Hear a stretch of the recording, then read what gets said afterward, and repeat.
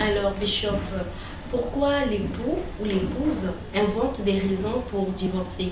Quel est vraiment son mobile selon l'expérience que vous avez? Bon, je m'inspire un peu du témoignage qui nous a été donné, rapporté par un homme de Dieu. Étant sorti le matin pour faire le suivi des âmes, il est rentré chez lui bien fatigué pour trouver sa femme, certainement s'attendant à ce que sa femme puisse lui servir une bonne nourriture. Et après avoir mangé, se reposer, il vient, il trouve simplement la maison était vide. Madame n'y était plus. Mais la femme a pris soin de laisser une lettre. Lettre dans laquelle il fait savoir, je suis fatigué de vivre par la foi. Je suis fatigué. Je veux maintenant avoir un homme qui doit s'occuper de moi, qui prend soin de moi et qui prend soin de ma famille. Voilà la raison.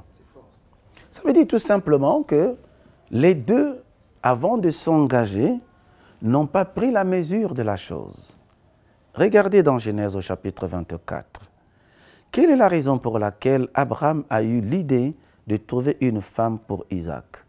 Parce que Isaac s'est trouvé seul après le décès de sa mère.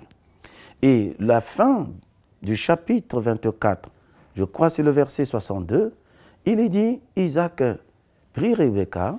D'abord, on précise, lorsque Rebecca est arrivée avec le serviteur d'Abraham, Rebecca n'a pas été conduite automatiquement dans la tente d'Isaac, puisque tout avait été déjà fait.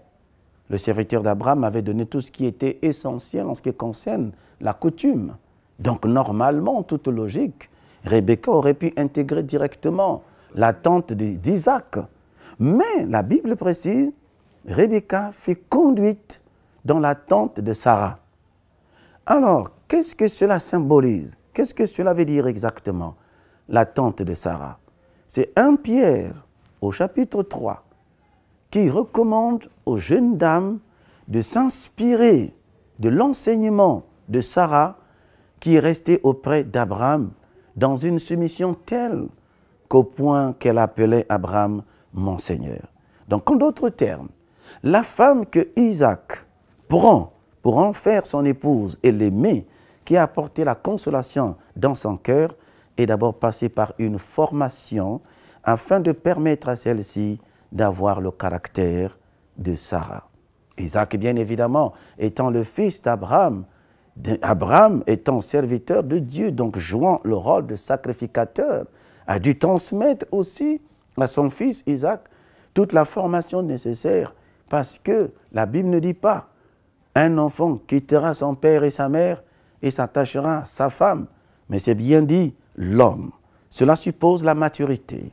Cela suppose que vous êtes déjà prêts. Constatez vous-même, les amis, dans le Seigneur. Constatez vous-même que lorsque Dieu dit l'homme quittera son père et sa mère, excusez-moi, son père et sa mère, il a d'abord préparé le jardin. Il a tout préparé. En allant épouser une femme à son fils Isaac, Abraham avait tout préparé. Or, il se trouve que la plupart d'entre nous, nous entrons dans le mariage sans avoir été bel et bien préparés. Vous savez, les gens sont beaucoup plus préoccupés par la cérémonie, en oubliant que le mariage, ce n'est pas un acte, c'est une vie. Une vie dans laquelle, comme disait Jean-Baptiste, il faut que je diminue et que le Christ croisse.